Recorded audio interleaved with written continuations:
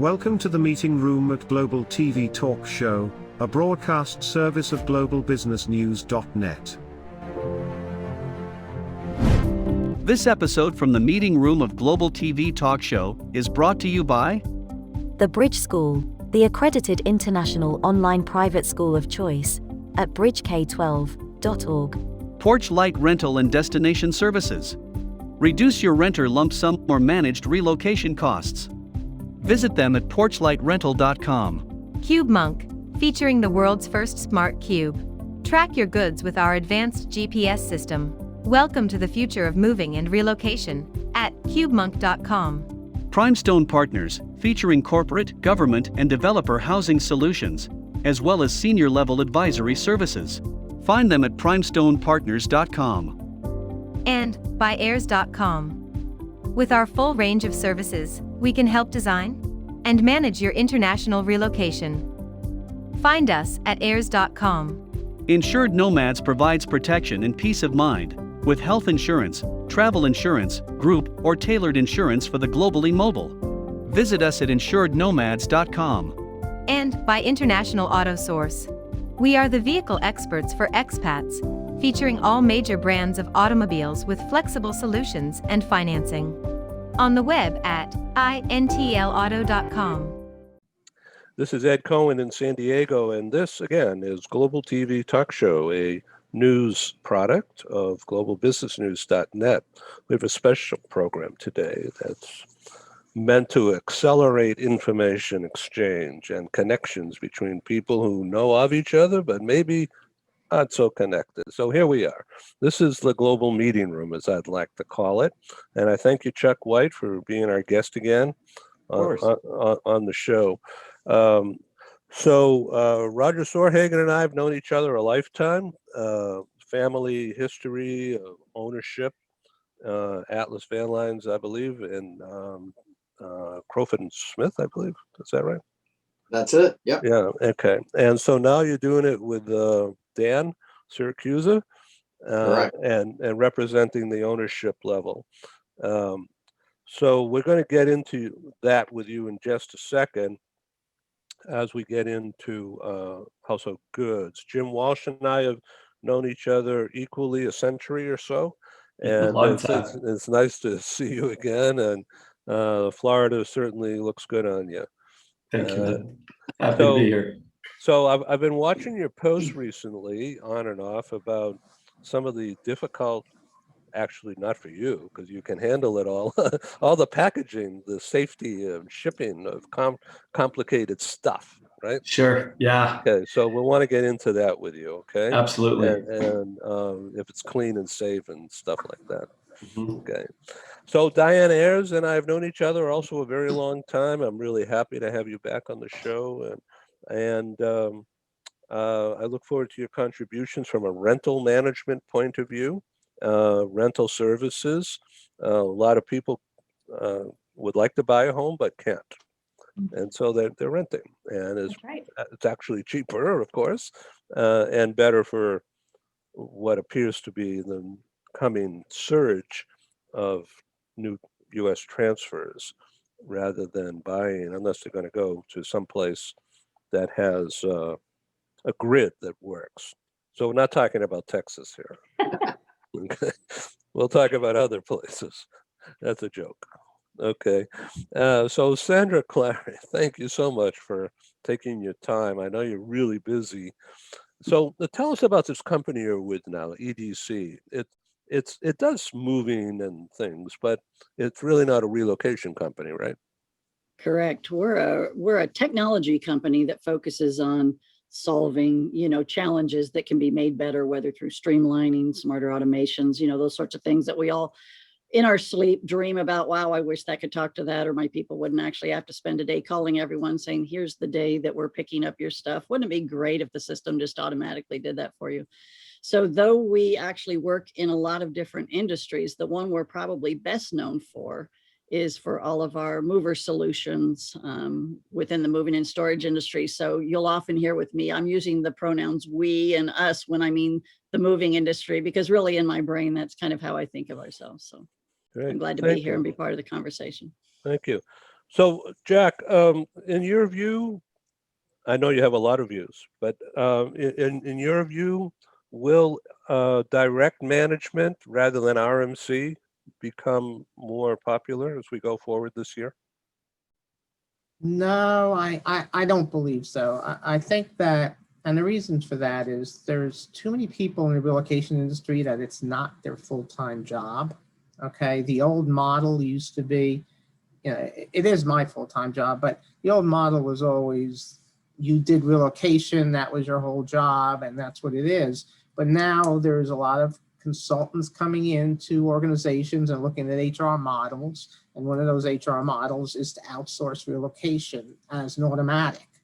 So, you know, in that way, those individuals are not that in tune with relocation and they're not comfortable with that direct relationship model because of that. That's my opinion. Okay, we're going to get back to that. Chuck Light, with IAM, you're going to have a banner year, right? And you're looking forward to Orlando for a live meeting, right? Yeah, oh, I am. You have no idea how much I'm looking forward to that. Last year, obviously, due to COVID, the pandemic, we were forced into a virtual situation, and it was pretty successful thanks to the help of people like Jack who participated and others. But there's nothing like being able to walk up to that friend and shake that hand and do the kinds of business relations that you need to do to be successful. We are such a a people-friendly environment, such a people-friendly industry that getting face-to-face, I think, is critical. So the federal infrastructure bill, should it ever get passed, is going to be one hell of an economic stimulant for sure.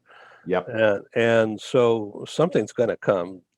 I'm hoping, right? I'm hoping so. That's it. You know, we've got so many priorities with this new administration, but one of them is an infrastructure bill. And I think for everybody on the call, whether you have trucks or not, I think it's going to be so critical moving forward. But the big question is, how do we pay for it? Is it going to be on the across the board where all users of highways and bridges, all the infrastructure that's necessary for improvement, is it going to be spread across the entire U.S. population through, you know, so increases in fuel taxes, or is there going to be some type of portion of this that's funded by on the backs of the trucking industry? So that's something of great concern and a real focus for my organization right now. So I would think it would be for those who could, who have the money to do this somehow through groups or to buy municipal bonds, because they'd be revenue bonds so through toll roads and or a tax on fuel or whatever, or maybe gambling taxes.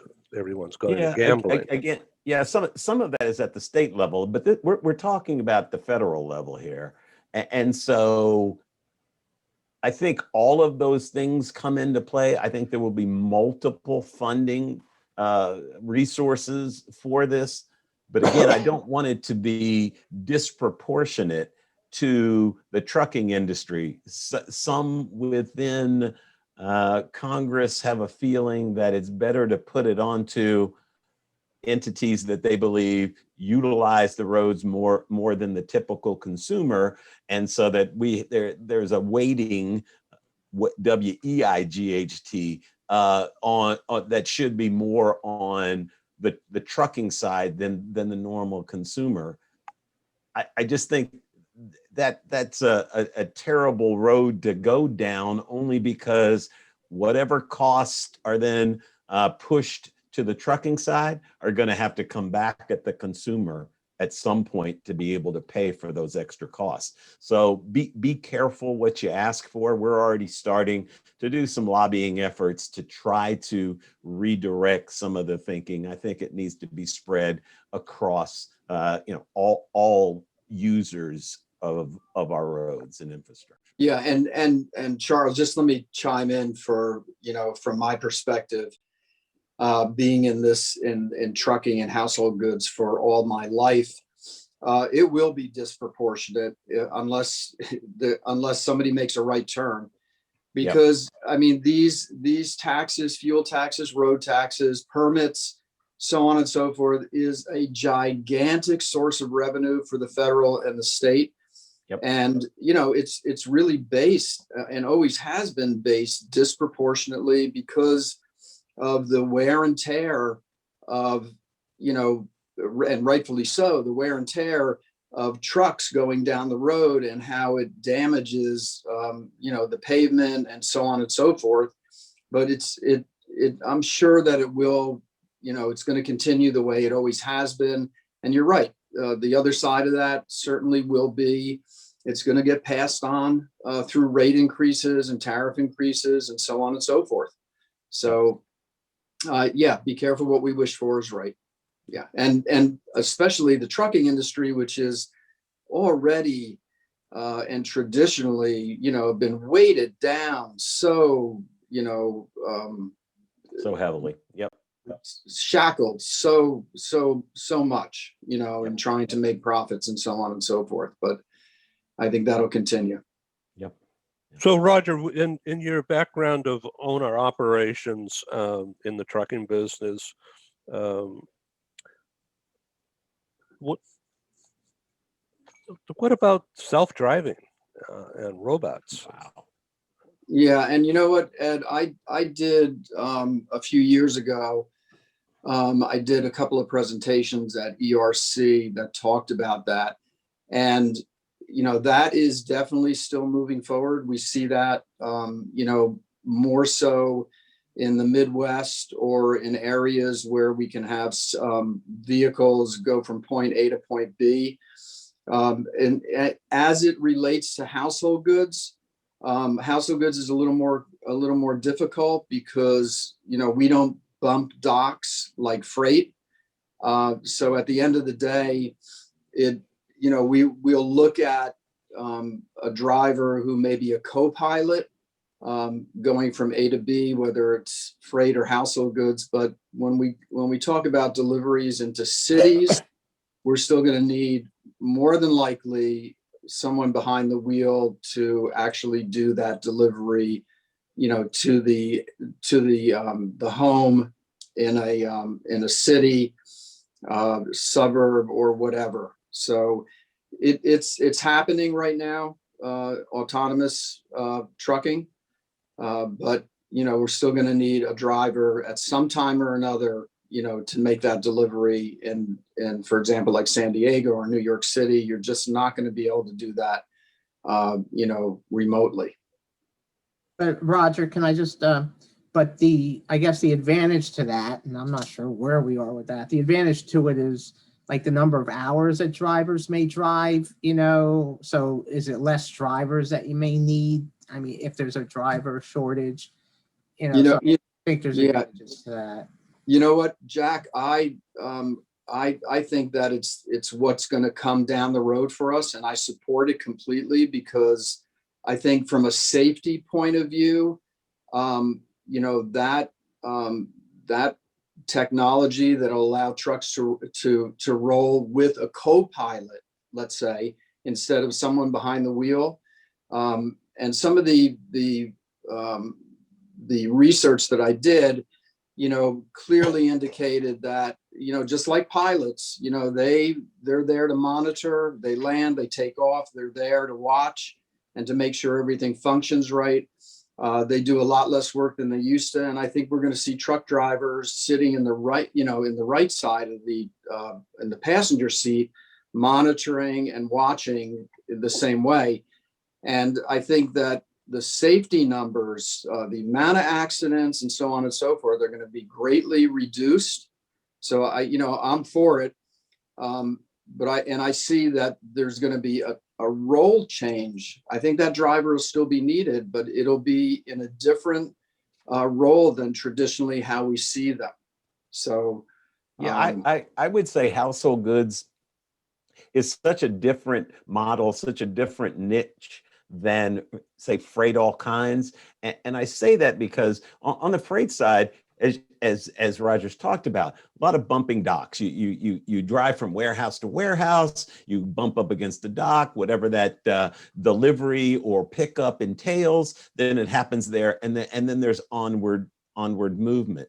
We don't have that hub and spoke kind of alignment in the household goods arena that would fully, I think, allow for autonomous vehicles. You're going, when you have to go into neighborhoods, when you're not going point to point and regular routing, I'm not sure that household goods, it may eventually get to that, but early adoption of that, I don't think household good necessarily lends itself to the autonomous vehicles until they get a little better at driving down narrow streets and backing up into somebody's driveway. Jim Walsh. I agree with you, Charles. I agree with you completely. Jim Walsh, do you use robots to help pack the chandeliers? No, but I'm glad you asked that question, because all this stuff fascinates me. I'm kind of a futurist at heart, so I follow a lot of this stuff on YouTube, and I'm really just fascinated with some of the robotic technologies that are out there already. It's unbelievable. Digressing back to this whole concept of driverless vehicles, I really think it's going to be, going from terminal to terminal. So, Greater Chicago, there'll be 1 or 2 terminals that have these driverless vehicles, and you'll pull your trailer, you'll hook it up to one of these kind of self-driving vehicles, and it will go across the country, and it will go to another terminal, and then that household good provider in that area will get dinged, and they'll say, you can come pick up that trailer, and from there it'll be a traditional delivery of household goods. So I think Roger's absolutely correct. I think initially it'll be, the traditional kind of driver helper will be in that right passenger seat. I think within 10 years that thing's going, all remote. That's my guess. Great, thank you. Yeah, and what's really interesting, just let me throw this other point out, because Chuck, you said it really correctly. There's a tremendous difference between the freight operation, which is called regular route carriers. And I still am educating accounts and RMCs and so on and so forth when they ask me, can you give me your power lanes? Well, with household goods, we are a regular route carrier. So we go from anywhere to anywhere. So, when people say, well, what's your power lanes? I kind of, especially if they're in the business on the other side of that, I think to myself, wow, I just wish that they would really understand that, there is no, unless you're doing a mass move for a corporation and they're going from New York to Tennessee and they're doing 50 people. Okay, so that's a power lane for when that relocation is happening. But other than that, Jack, would you agree with me on that? It's so all over the place. Yeah, no, it's totally true. I totally agree with that. Yeah. But Roger, I think it's a logical questions for RMCs or corporates to ask, because not every moving and storage company is a Syracuse ally in terms of capacity, right? So you guys have 60 to 80 over the road drivers. That's a total anomaly in our space. So you guys literally can look at a map at any time and see you've got trucks basically everywhere. That's pretty unusual. Yeah, and part of that philosophy really, which is when I had my own business, along with other really leaders in the van line business, is to strategically domicile drivers in different parts of the country, hire drivers who live in different parts of the country. So when they're empty and not working, you have additional coverage. And that's really a key to providing that packing and hauling service with your own equipment. Roger, do you have any driverless vehicles today? Is that anything happening across your industry yet? To my knowledge, no, not for household goods. But certainly I know Anheuser-Busch and some of the large, freight operators that operate their own fleet, it is happening, and it is happening, in areas of the Midwest where the navigation is easy from A to B. I would be happy to share some of the research and presentation that I did for ERC a couple of years ago. I'd be happy to share it with any of you who would like to have it. Thank you, Roger. Diane, I am aware of a couple of companies that have had some discussions with Tesla, who's involved with development of some, large scale tractor type autonomous vehicles, electric vehicles. Some have made some kind of pre-purchases to when those are made available, that they'll be first in line to get some of that technology. But again, I'm with Roger. I'm not aware of anybody who's actually in the moving arena who's actually using autonomous. Right. Diane, over to you now. Are you using robots in your office? I am. In fact, I am one. I don't know if you can tell that, but just plugged in and charged up before we got on today, and I am ready to roll. But we do have a lot of apps and technology in our side of the business, with the destination and settling in aspect of things. We can do a lot through technology, but we couple it with human beings as needed, and often that's the case, to make a blended approach, which is what I'm hearing really in the van line business. You're going to use some form of automation coupled with that greeter that's going to be able to move things for you, and it sounds really like a perfect scenario. And I just know that's where we're all going in our businesses, whether it's relocation or otherwise. There's just going to be some blend of technology with human elements when needed, and that, I just think it's where it's going, and it needs to go.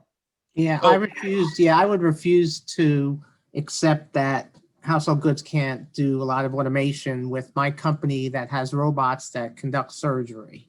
They actually are surgical arms that are conducting the surgery inside bodies, inside skulls, that are just directed with a surgeon with a mouse or on a computer that's moving robot arms. So it's amazing what can be done. Yeah. Right.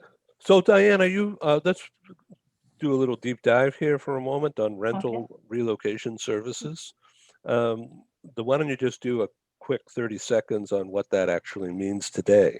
Well, today that means that people who are moving and looking for rentals in a location can benefit from a service like Porchlight, because we really handhold the experience however that customer needs it. In fact, we're working with many customers today on area acclimation tours that are virtual. We are still doing in-person meets and greets and taking people into properties, but we represent renters just as real estate agents would represent home buyers. And that's just always been our stance. And we opened the business, it will be 18 years ago in May. That renter market is often underserved and often kind of put to the side to say, they can do this all online. They can do everything electronically, and they absolutely can. But you know what? So can home buyers.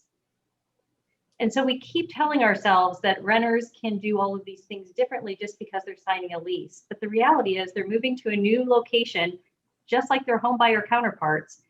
And we'd never put them on the side and say they can figure it out and do this all online. And so we have just always advocated for the renter and making sure that they have the right acclimation experience, the right ability to learn their new area, and make good quality housing decisions, because most of them will be home buyers, oftentimes in that location. And who wants to reacclimate again? Who wants to pull children from schools and move somewhere else just because they're buying a home now? People want to acclimate, assimilate, and make sure that they are matching a lifestyle that works for them. And that's what Porchlight helps them do, as we also help them secure a lease.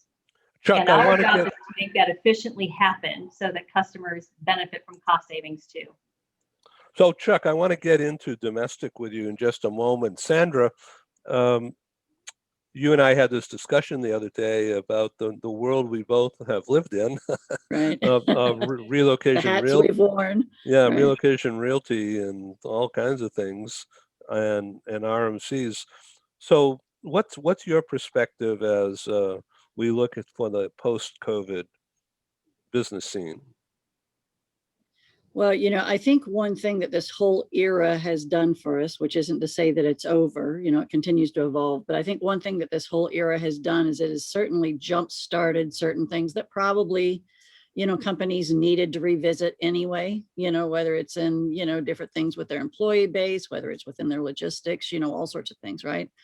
So I do think it has accelerated certain conversations that really are going to be hugely helpful to all of us going forward, right?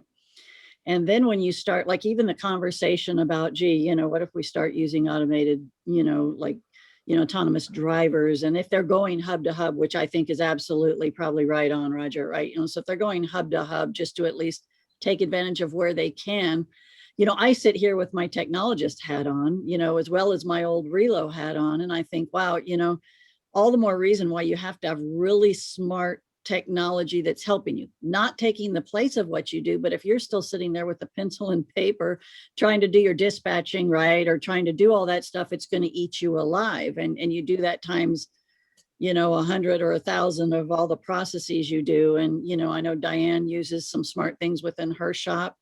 And, for all of us going there. So when I'm thinking about where is it going and what does it mean post-COVID, I think for certain, as Jack said, there's some pent-up demand. That's not just people that want to travel, because I'm sure every one of us here has like a bucket list of, gee, I cannot wait until I can get on a plane or just, go and do whatever. I absolutely know I'm in that category too. But there's a lot of pent-up demand for people that have been wanting. And I think honestly, the dearth, the void, the missing of being able to be exposed to more things has given a lot of people more hunger to realize there is great value in being relocated and having, whether it's a temporary or permanent assignment, to a different location, and thinking about living in different areas. I don't think people think of their lives quite so much in small little ecosystems anymore. We realize, hey, listen, I'm sitting here and I could be in Costa Rica, I could be in Vero Beach, Florida, I could be in, like I could go where I want. So honestly, Ohio. That was my third answer, Diane. That was my third answer. You just jumped in before I could say it, because I got your back on that. I don't know why people don't say that. No one says Imperial either, so trust me. I feel True. Other than Paul, but yeah. So anyway, I think actually once we get through this, and yes, there have been many downsides, whether economic or mental health, and so many things we could talk about. But I have to say, I have a great level of excitement and anticipation about what tomorrow looks like. And I don't mean the faraway tomorrow, but what tomorrow looks like. And honestly, I see that already in things that we're doing and collaborations we're all having. And I think it's a very exciting time, Ed, very exciting.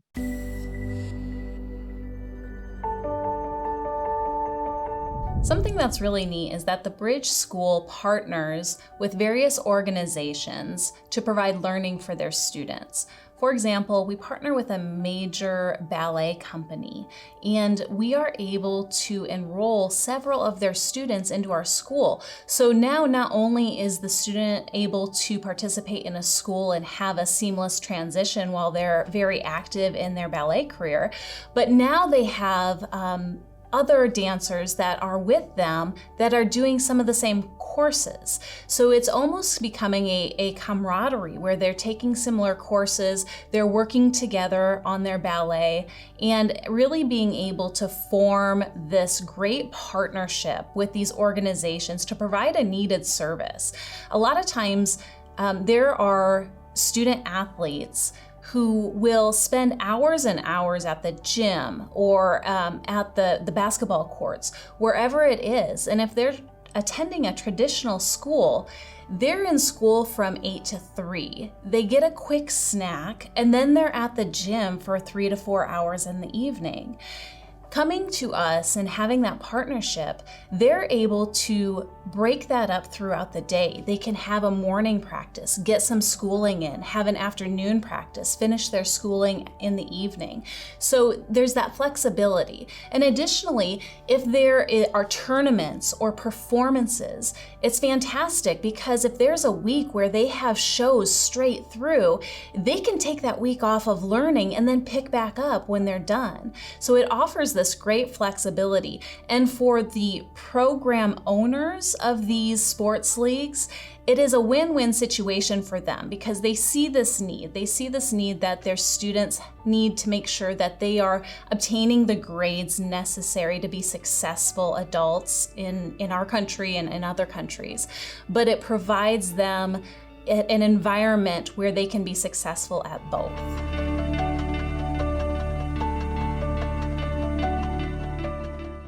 So do you think people who are not vaccinated will be told not to come into the office and not to go on sales calls and not to travel?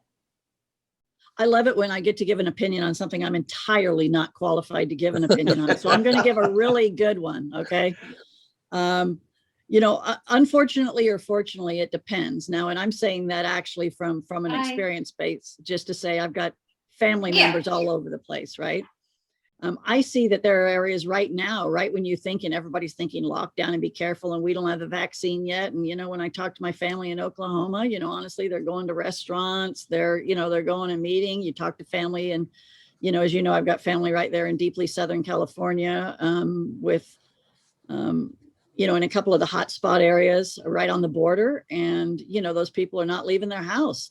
So when you ask about going to work and whether it's going to be required, I think it really depends. And honestly, I don't think the legal part of it is back yet that says what can you require and with what downside if it's not complied with. And that's where all of our wonderful employment law and, even just, HR people that we work with so closely are going to be a big help on. So I have to tell you that Joanne and I just had our second vaccine shot yesterday. Mm-hmm. And it's a liberating feeling, frankly. Although we did have a bit of a reaction last night. Mm-hmm. It wasn't mm-hmm. severe. It was just like you knew you had mm-hmm. something in you. Yeah. But now frankly, it's just about 24 hours later. It's what time is it now? It's 9:05 here, and I feel nothing. No reaction at all.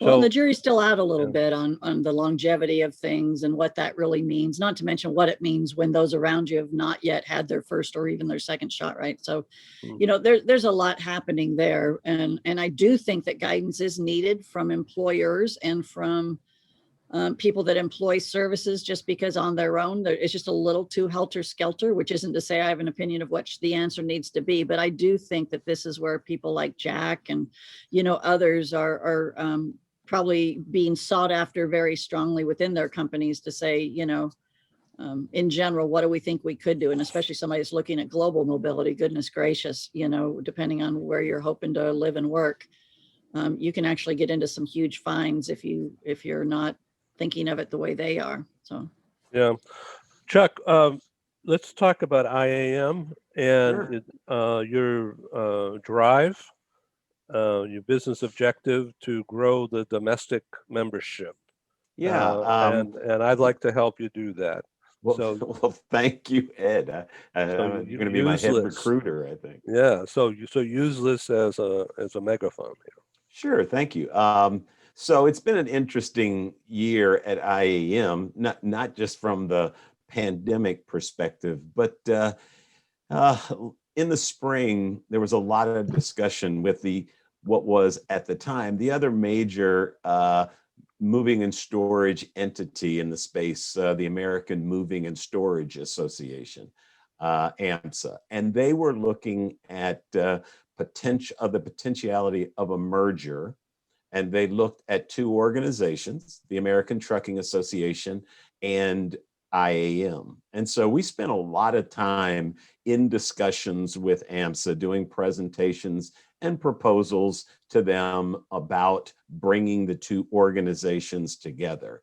The decision was made at AMSA to join with the American Trucking Association, and they have their own initiatives. They've started a moving and storage conference within ATA, but we saw that as an opportunity for IAM.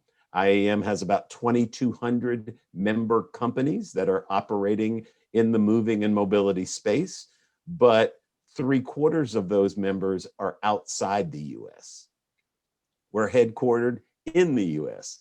And for us, we just didn't have the footprint in the US, a lot of the large players, but not the typical independent mom and pop moving and storage operation was not part of our profile. And we've really done a lot of outreach and tried to build a value proposition that made sense for those organizations. We have a task force that we put together called the U.S. Domestic Asset-Based Mover Group. That is the DAB for us, Domestic Asset-Based Movers. And we're really doing a significant outreach to that group, building a value proposition to bring them into our organization, doing a lot of the compliance type things for interstate movers that AMSA provided in the past. We're really bringing together our learning platform to try to focus on opportunities in education for that group and in other ways. So we are laser focused on that group. We've seen some real traction, and we're hoping to continue to build on that to bring a greater understanding of what IAM can offer to them. We're adding a tag to part of our tagline is we're going to be the International Association for All Movers. So again, that's our effort at this point. Good, thank you. So Jack, what do you think of that? So yeah, I was part of their session when they had the conference. And what was interesting is that, it's not that well known by the corporate folks. And I think if you get corporate more involved, it brings suppliers. Okay, that's always the case. No matter where corporate is, that's going to bring your suppliers. So I think that's a key part of what you do in getting corporate more involved. I mean, I saw that database, the database I'm referring to. Mobility Exchange, yes. Yeah, it's a magnificent database of information, but no one knows about it. No one, I know about it because I was involved in the meeting. Right. So my point is, I think it's the marketing that really needs a big push on this and on how to go about it, because I think the organization's a great organization, and that tool by itself is so valuable. Well, thank you for that. You're 100% right. We've really been focused on the moving side of the equation, and it was very interesting for us that because we were forced into a virtual environment, it really opened the door at literally no cost to try to introduce ourselves and bring the tools that we offer to more of the mobility and the relocation space. And so we were able to bring in entities from around the world that operate in your space, Jack, as well as corporations. And we really introduced ourselves, I think, to that group. Not that much, but that is definitely part of our tack moving forward. We're going to do in October, we'll have an in-person conference. Got all my fingers crossed for there. But we're also going to add a virtual aspect to it. We're going to do a hybrid meeting, and we're going to do much of what we did in 2020 to try to bring together the service providers, at least on the moving side, and connect them with the mobility side, with the relocation side, and see this is what our service providers have to offer you. So yeah, I appreciate that. Yeah, Chuck, and I think the key here is corporates are going to be hungry to do something Okay, so take advantage of it. I'm not sure when travel's going to open up, but I would hope by fall we'll start seeing a little bit. So take advantage of it. Yeah, sure. I mean, and for sure, we want to allow you to come in, any of you, to come in that are maybe outside of the moving space at no cost. We did that at the last time.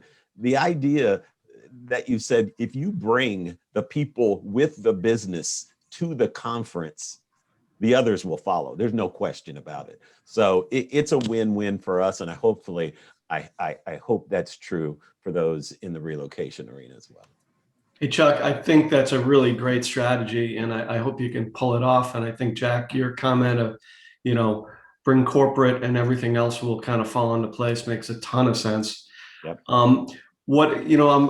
My question is, why did AMSA fail, Chuck? Was it just bad finances, or was it they always got so much revenue from the convention, and when the convention didn't happen and the seasonal and regional conventions didn't happen, they just couldn't sustain themselves? I don't want to speak necessarily for AMSA, but looking at it as an outside observer, not throwing any shade, Roger, but I think the van lines really were the focus of the AMSA, and they controlled much of their executive committee, board of directors, and I think the decision making was that AMSA wasn't offering as much or what that group was looking for.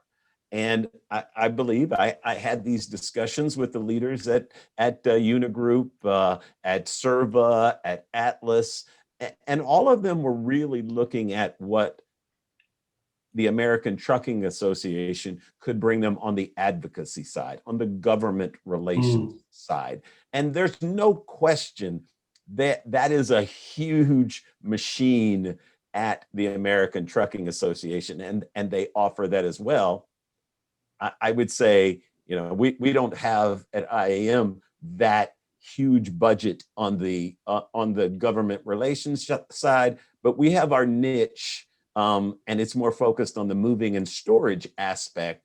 And so, we do bring that to the table, but I think that they were looking for something else. And I think that's the reason. I don't think it was finances. That wasn't the real thrust behind it. Thank you, Chuck. And Chuck, and guys, AMSA was around forever and ever and ever. And, part of survival, Darwin said, it's not the most intelligent, it's the most adaptable. And I'm just not sure that they were able to adapt to bring real value to the base of their clients, and make the changes that were, without getting into detail. I always felt that, in so many ways, that organization fell short to really represent the moving and storage business. The industry fell short time and time again for one reason or another. I have no idea. So that's my 2 cents on that. I don't disagree with you at all, Roger. Oh, interesting. What's that? I agree completely. Yeah. Yeah. What? It's that model, whether it's in our government or in organizations that represent clients, that model doesn't work anymore.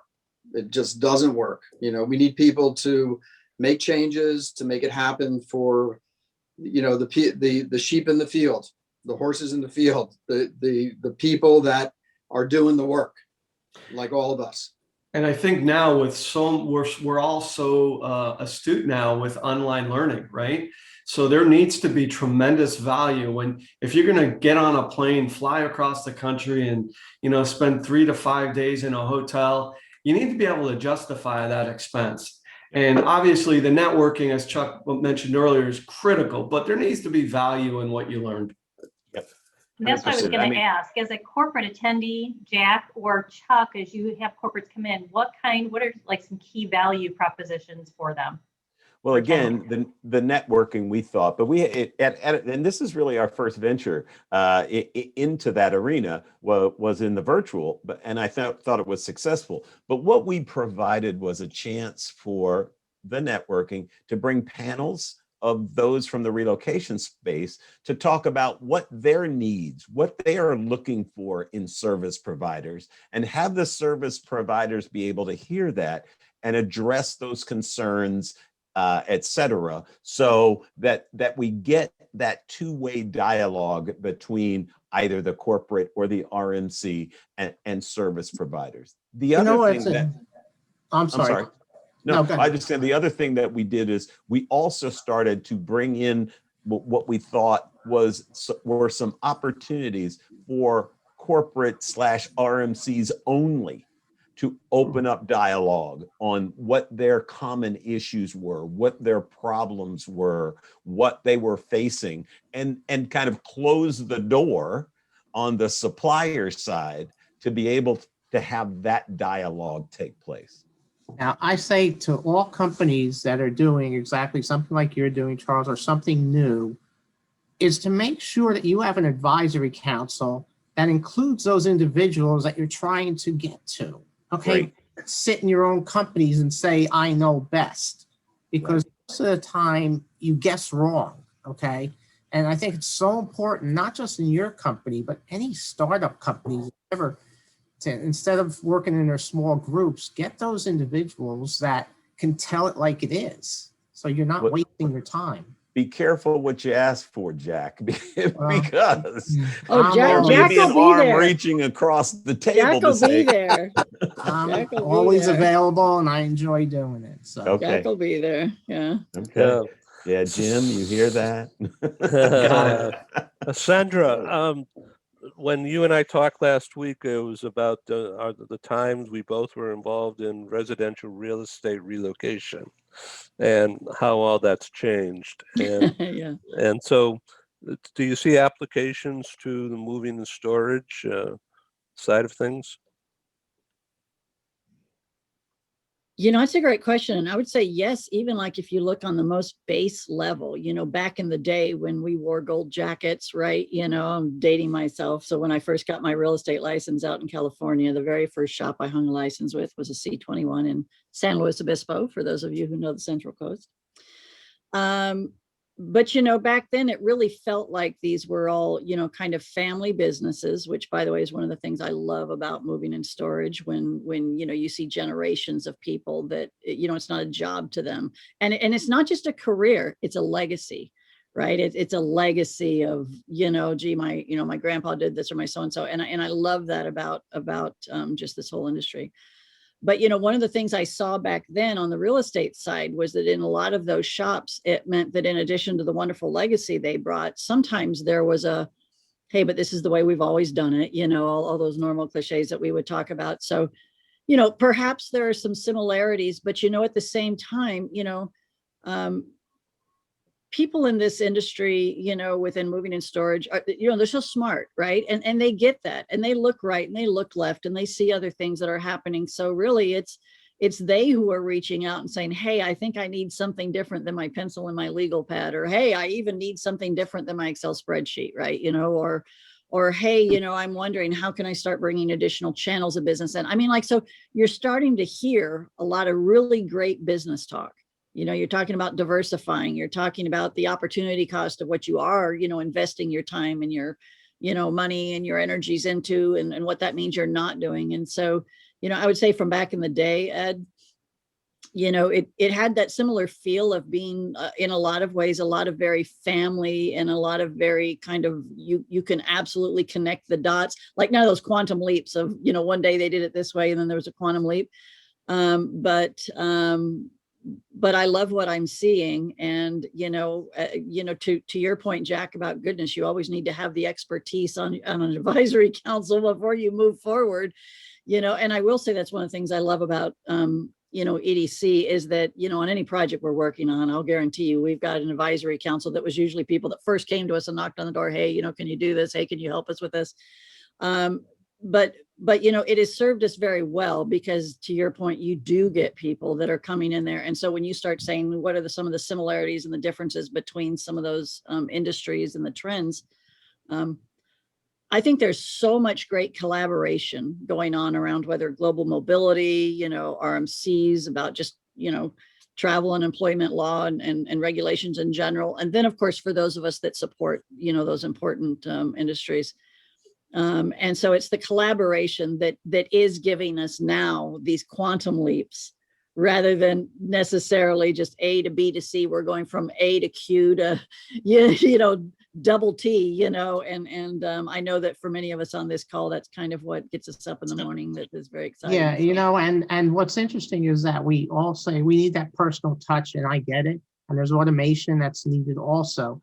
And there's one simple thing that would make the employee experience so much better that everyone continues to ignore is, where is my truck? Why can we not track, like FedEx, we can watch that truck, okay, coming to your house, instead of having that person sitting in their house for 2 days waiting, not sure when that truck is going to come. It's automation like that.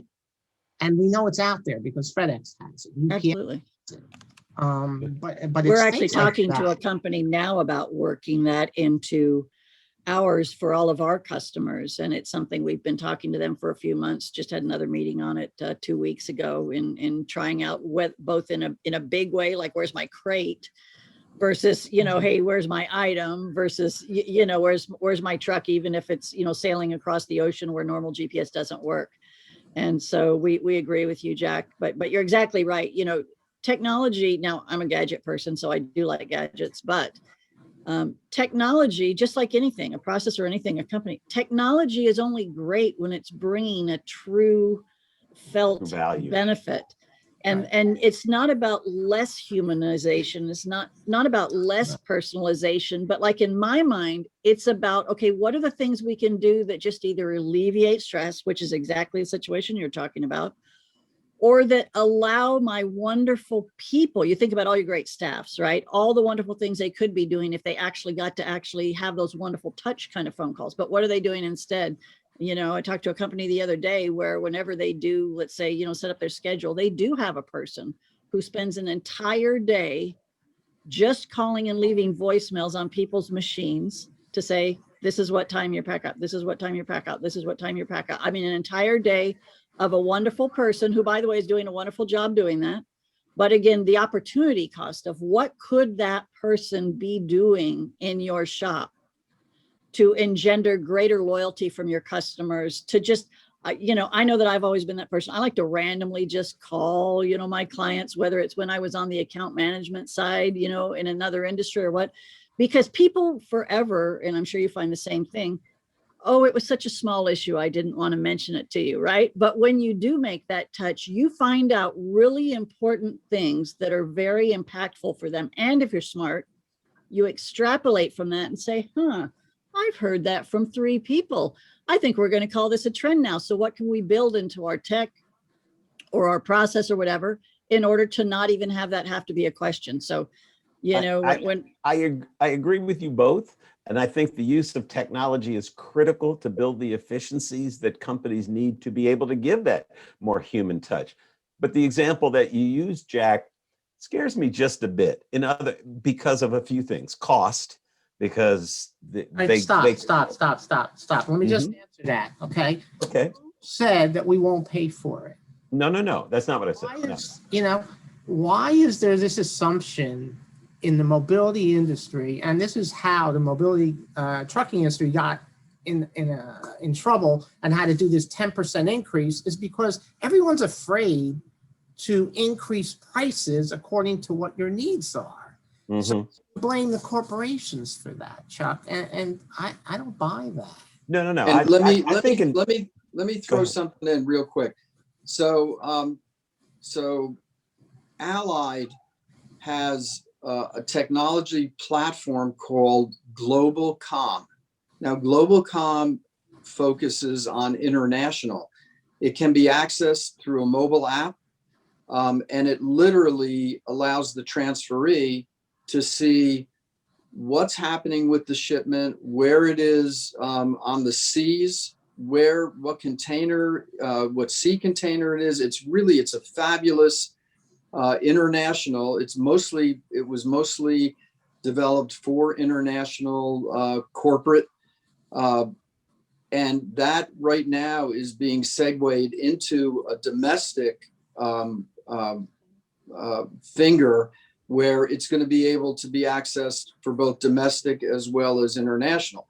And I'll be happy to share, with any of you, if you check it out, you Google it, Globalcom is really a tremendous technology platform. And Jack, it kind of addresses what you're looking for, what we're all looking for. And Sandra, what you're saying is absolutely true. Like, we have coordinators that every day are calling to say, that's our drivers call in every single day, and we know where they are, so on and so forth. And we're calling shippers and saying, your truck is going to be there between 8 and 10.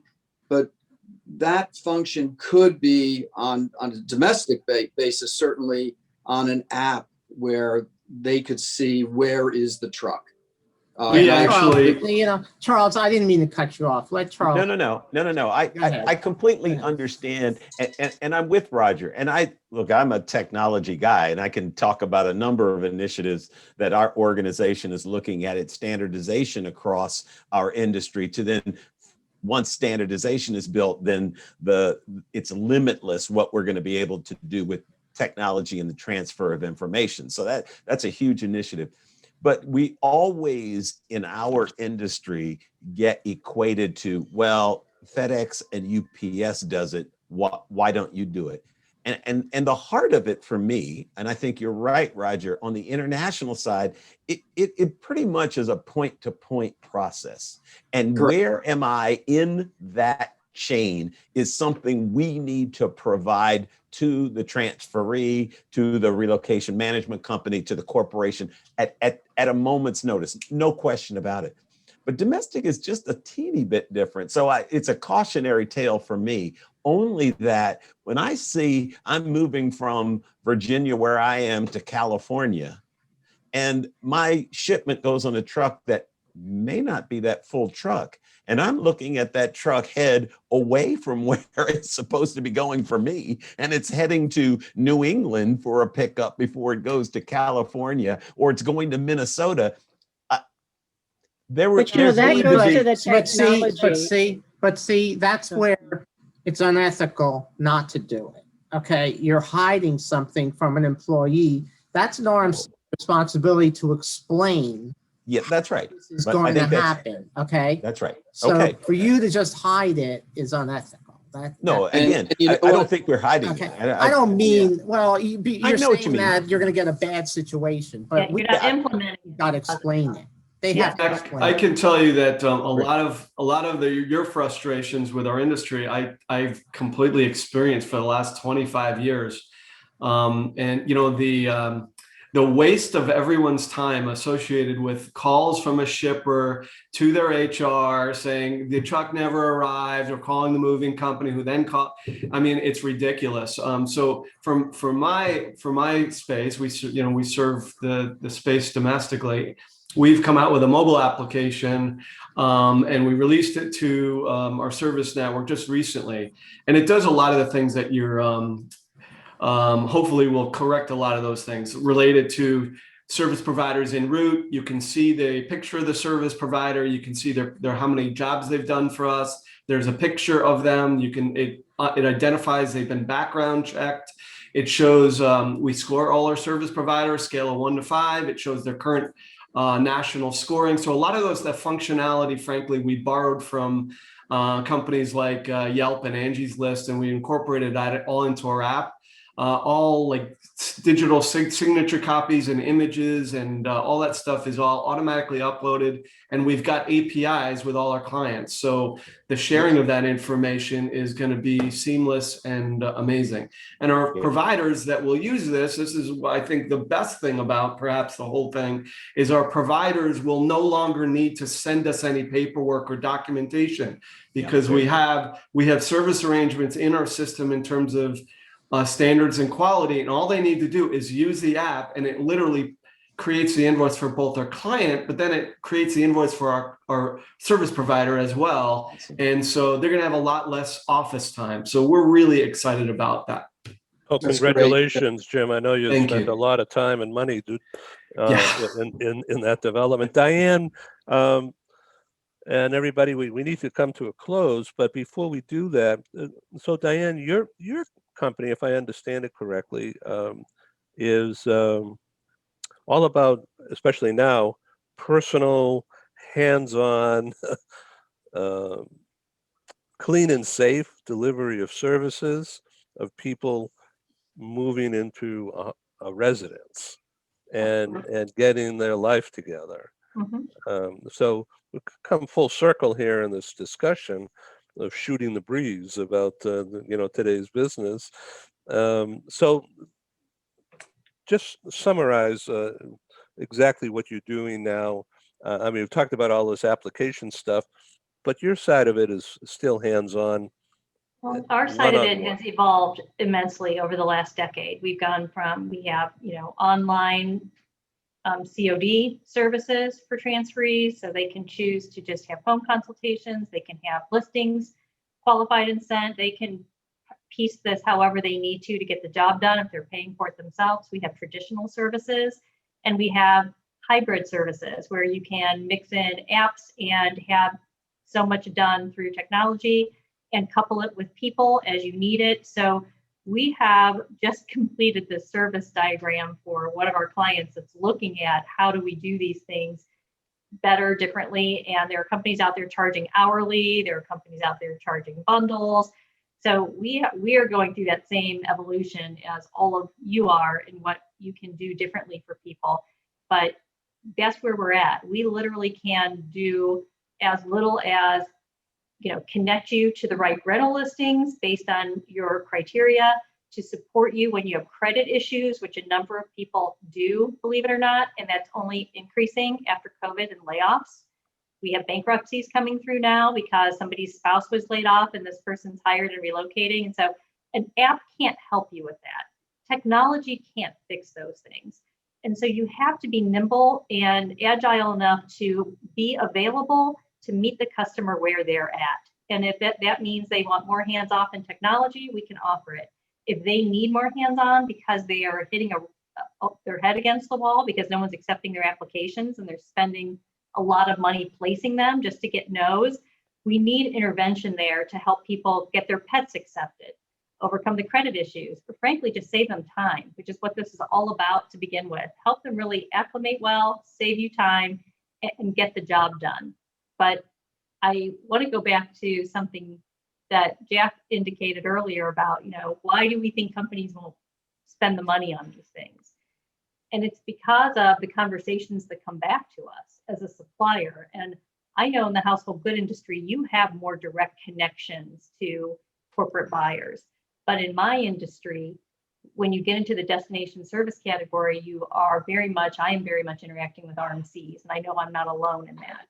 In fact, there are DSPs that only work through RMCs and don't go corporate direct. So a lot of that messaging comes from them.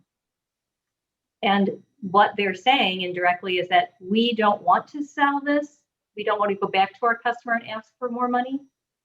Or I don't see the value in going back to the customer and asking for more money. But a lot of our message is filtered through that lens of an RMC. And that adds this element of we're never really sure, will somebody pay for this or not? And that goes back to your advisory commentary, because it's mainly probably about positioning this value in a way that corporations can hear it, and RMCs need to hear that. So I coupled a lot in there for you, Ed, when your question, but we can do this however the customer needs it. That can be hands-off, pay for it yourself. It can be combination technology, and always local expert guidance available when you want it. Yeah, thank you. So Jack, that's the right attitude, right? Yeah, I think there's one big thing, and you're absolutely right. And what this industry needs is some kind of a getaway to gather trust between your different organizations. Your organizations don't trust each other. I'm going to be real honest about it. Household Goods doesn't trust RMCs. RMCs don't trust Household Goods. They don't trust Diane's company. Everyone's got their silos, and it's working in the best interest of their clients. So until that's broken down, okay, and I don't know how that's going to happen, you're always going to have these problems. And I don't know any company that's going to stay in business to lose money. It doesn't make any sense. And eventually, Household Goods is going to say, you know what, we're not going to pay this much referral fee. We're just not going to go into relocation. We're going to get out of it. Realtors are going to say, you know what, I don't want any more corporate. Eventually, this is going to break down. And the RMCs need a new pricing model. We need to find a way to come together, kumbaya, together, all of us in Orlando this year. And remember who you're serving, because you're not 100%. the best interest of the corporate. You're not. So what we're looking for is an industry stimulus to save us, and we all exactly. There you go. Well, interesting. I took advantage for the very first time. It's the second time it was offered of the PPP plan. We need a PPP plan for our industry internally to figure out a way forward. And Jack, I will say, I think that if some level of integrated technology brings a little bit more transparency, I think that is a strong part, because I've been on both sides of that conversation that you're referring to. And I do think that some level of greater transparency of the conversations, which isn't to say that certain roles still aren't desperately needed in order to either, just kind of be the point of contact for certain kinds of conversations or activities. But just when there is greater transparency for that information, it does kind of either force those conversations, or it at least make sure that the message from, because, the message from maybe the trickle down, right, the downliner, the message perhaps is at least seen by persons such as yourself, which is the situation you were talking about. So I do think that the transparency that good integration can bring. One thing that shocked me, along with what you're saying, Sandra, is that I have found that there are household good contract that RMCs will make that says in a contract that you are not allowed to talk to the client. There are actually contracts that say that you are not allowed to talk to the client. That's correct, Jack. That's absolutely correct. And you talk about, Jack, I think what you're really hitting on here is full disclosure. So when you have those kind of situations in RMC, is you cannot, the mover cannot talk to the transferee, and then you have the basic operation of RMCs. I don't know any that are different, other than just think about this. Think about the short pay on an invoice. What does that mean to you, to me? If someone short pays an invoice, that to me, honestly, I'm just going to be, I'm not saying anything negative. I'm just saying, to me, that's cloak and dagger. It's right there. It's like, why are you short paying it? Why? Because you don't want someone to see what the actual numbers are. So you talk about trust, talk about coming together. How do we come together with full disclosure, no smoke and mirrors? Short pay? Why is there a short pay? Because nobody really wants to show what's being made and what's being paid. And that's a basis for suspicion.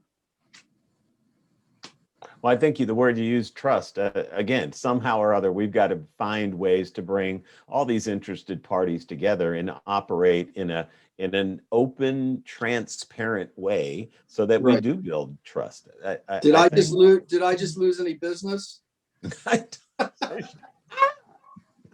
Hope not. But that's the kind of, I think, the real dialogue we need. Yeah. There's so much,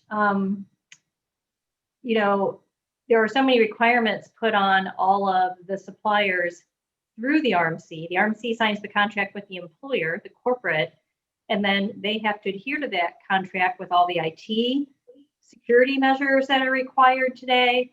And you have to, as an RMC, be able to manage all those things. So I fully understand their value and why they want their network and why they don't want to expand it beyond what they can control and commit to. So there isn't a right or wrong, but for me, and I opened up this door a little bit, it was about that price point you mentioned. Why do we think companies won't pay more? For us, it comes through somebody else's filter. And if we had that direct dialogue, it would be helpful. And it's a filter. And Diane, you're saying you're giving the RMCs too much credit. I'm sorry. It's a trust thing. They think if you can talk to a temp living person, you're going to go to them direct. Okay. If you're going to talk to a household good, you're going to go to them direct.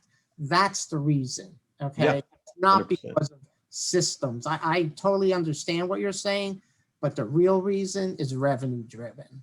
Is where there's a trust missing. Correct. And you know what, guys? Look, the RMCs are definitely necessary for corporate, to have it all there. They are. But Jack, I agree with you. It's a matter of, no smoke and mirrors, open it up. Show us the full picture. That's really, and then that starts to build trust. It really does. They need to move back to the per file fee is really where they need to move back to, but they're not going to do it because there's not going to be one starting it out. There's still there's still this image that we pay nothing to the RMC. Right. Give us free service is their image. Right. Jack, you might have a bullseye on your back. You're like, you and I together. I've always had it. I've always had the bullseye. Yeah. The Jack's very transparency comfortable. revolution. Jack's very comfortable in this place. Yes. It's going to continue to be a trust issue as long as, there are RMCs out there, Roger, I don't have to tell you, that own transportation companies as part of their portfolio. So, they don't want, other RMCs aren't going to want to allow you as an allied agent to speak to their client in fear of thinking Servo will come in and take it. And gosh, I worked in the allied system as well. North American agents were afraid a lot. I mean, there is so much distrust that on the sales side that people are going to swoop in and try to steal accounts rather than working together. So that's been happening for, 20 years at this point. I think the clients actually are going to have to be the ones to drive that change and request that transparency, because we're never going to do it ourselves. It's hidden to us, Cliff. It's hidden to us. I mean, I know it because I'm so involved. They know it's with everybody happening. else, but it's hidden to most clients. We don't see. And you know what, Cliff, I agree with you. But at the end of the day, these corporate accounts, clients are built from, between whether it's the mover and the client. These are relationship-driven they're relationships, and they're based on trust, confidence, service. And I'm never really afraid of some other salesperson taking an account from me. God forbid the day that you do have to worry about that, right? Because it should never get so disconnected that there isn't that relationship. But Right. I mean, I even have at some level, I've worked with RMCs that as the vendor, they won't even let you talk to the transferee. And Jack had just mentioned that. It's, from going back to when I was a household goods sales rep, you'd be running late for an appointment and couldn't let them know that you were running late, or, it adds such a disservice to that transferee, because you're unable to act quickly, provide the right information. You get into the telephone game where, they don't get clear information, and there's really no reason for it other than, like Jack said, some level of trust, either not that you're going to steal them, but that you're not going to do as good of a job communicating with them as they are, or that they're not going to know what's going on. I don't know how many of you saw on my post I'm doing, what the other side of the coin. And this is actually one of the ones that I was going to do it on, but I'm afraid to do it. I was going to say that the mobility industry is working unethically. Okay, but I can't do it. But if you really think about it, what the RMC is doing, okay, is not in the best interest of their client. And that's unethical to do that. They should be doing what is right to give us the best service possible. Okay. You're right, Jack. You're right. If they're not, then they're looking out for themselves and they're not looking out for the client. So, but I won't write that one. I think it does come back to what they believe they can charge in the marketplace. And if the marketplace is saying everyone's doing it for no file fees, they are in a position where they have to play the game at some level. So, you know, it all started with the fixed fee model from years ago, and it has to evolve back to something else. And I'm not an RMC, so I can't fix that. But I know when I have the opportunity to speak with companies directly and decision makers directly, that the value of what we do is better communicated. And that's just as if I can't sell an RMC's business, but I have to rely on them to sell mine. That's how this works. And it's just a little more challenging, but at the same time, I have to give you the other side of the coin on that, is that I'm also not calling on 1,000 companies. You know, that's their role. And I serve that pipeline of what they contract. So As long as they're looking out for you and not getting more money from a realtor that may be showing rentals. Okay? Understood. Yes. Better referral fee from them. Yep. You're exactly Okay? right. Or are they Right. looking out for the best service? That's Right. the So let me ask you a question, which doesn't need to be answered right away. Would you like to come back in 30 days and talk about the same stuff? Just talk about nothing has changed. Maybe that's the discussion. What's necessary for change? You say 30 days or 30 years? Can we meet at Jim Walsh's place in Florida? Would that be Absolutely. There it You want is. to come to my place? I'm hurt. I'm hurt. No. So Are you I'd moving go to now? Ohio, Diane. I got your Thanks, back. I got your Amanda. back. Yeah. So Jim, in Florida, nobody wears masks, I hear. No, it's a totally different experience. So when I leave my New York office and everything's pretty much shut down, with most small businesses either going out of business or kind of doing takeout in terms of the restaurants. And I get my COVID check before I get on the plane. I fly in, I get another one when I get back in Florida, and then everything's wide open pretty much. It's totally different. Yeah, you can just walk in any bar or restaurant and very few people are wearing masks. Wow. Yeah. How do we auto mute him? Yeah. Get me my second shot quickly, please. Yeah. I'm getting my second shot on Wednesday. So that'll be my second. I got 3 weeks, but I got my first my mom's 71 and hasn't gotten her first shot in Chicago. Ooh. Wow. I don't know. You know what? I don't know how senior citizens are able to even set up these appointments. I know. Now I registered her. My brother is. That's how I did my mother-in-law. I registered her, but I don't know how people by themselves can do it. I know. Right. So It's hard. tough. It's really tough to circumvent the system to try to get it. It's tough. Yeah. So many states, I think, are really doing things differently. I mean, she's Right. in a very populated suburb in Chicago, but they just don't have the space to put up a mass testing site. Supposedly, you're hearing different things. I hear out here in California, I hear teachers and they're doing some first responders and everything first, but I haven't heard anything about the possibility that I might get one. But like I said, I'm more worried about her at her age. Yeah. Yeah. Thanks for being on Global TV, everybody. This program will be somewhat edited, but not a lot. Jack, I think in response to your statement about editing, I think the remarks you made on LinkedIn, was it last week or the week before, were on the same vein that you were just talking about. And 500,000 people probably saw that. And so I don't know if anyone paid attention to it, but they certainly saw the dialogue. I got quite a few hits and readers and everything. So Yeah. you add it and you can make a decision. Okay, Paul and I will go over it, and we'll send it to you. So this show has gone on a little bit longer than what I thought, but we'll get you the time area where you've been speaking, and you could zip right into that time. And if we need to edit that, Paul will take care of that easily.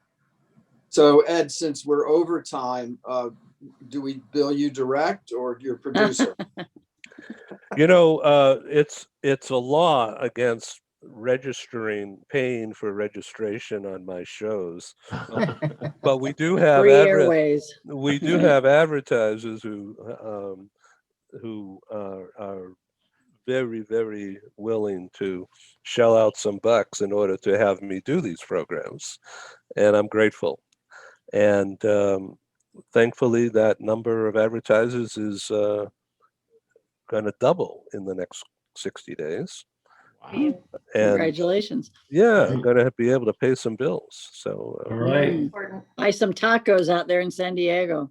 no, Because I have to jump on at 1 o'clock, so I've got to run. Nice to see you all. Thank Great you. conversation. Bye, Have a great Diane. weekend. Well, so thanks, guys. safe. Great All to right, meet. take care. Great Bye-bye. to see Thank all. you. Chuck, thank you. And let's talk about the next talk about domestic. That sounds great, Ed. Thank you. Sounds great. Thanks. Thank you. Bye-bye. Excellent. Thank you, Bye, Ed. guys. Thank you for joining us in the meeting room at Global TV Talk Show. Have a wonderful day, and stay safe.